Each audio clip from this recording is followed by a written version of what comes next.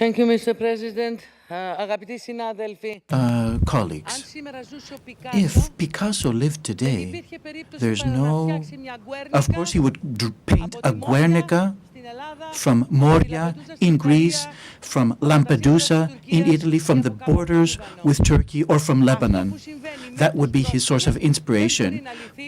Refugees, this issue can't be dealt with without being realistic. And we have to admit, as we all admit when we speak about policy, about health, or about the major problems that exist, that the best way to deal with these types of issues is prevention. Where's the prevention here? Who is creating these refugees? In these member states of the Council of Europe, there are countries which are in the Eurozone and outside of the Eurozone.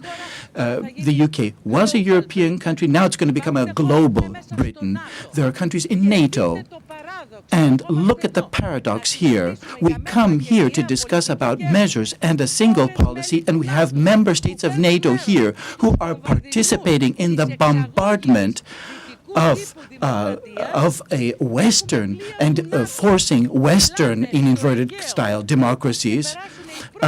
Also, we have ships of NATO which are on our high seas trying to block the entry of refugees to Europe, and we come here to discuss in Europe if we're going to build walls and fences as the Visegrad countries have done. And it doesn't stop there.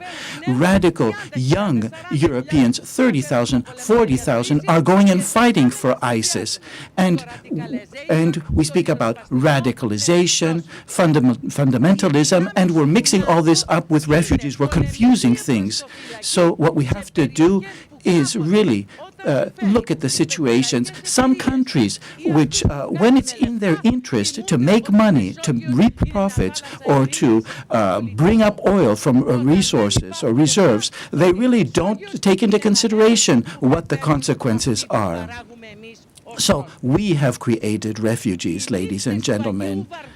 The night of St. Bartholomew, the night of the horrific, the eve of the First World War, the Second World War, and the refugees that developed thereafter, racism, and the rise of those yellow stars, even now in Europe today.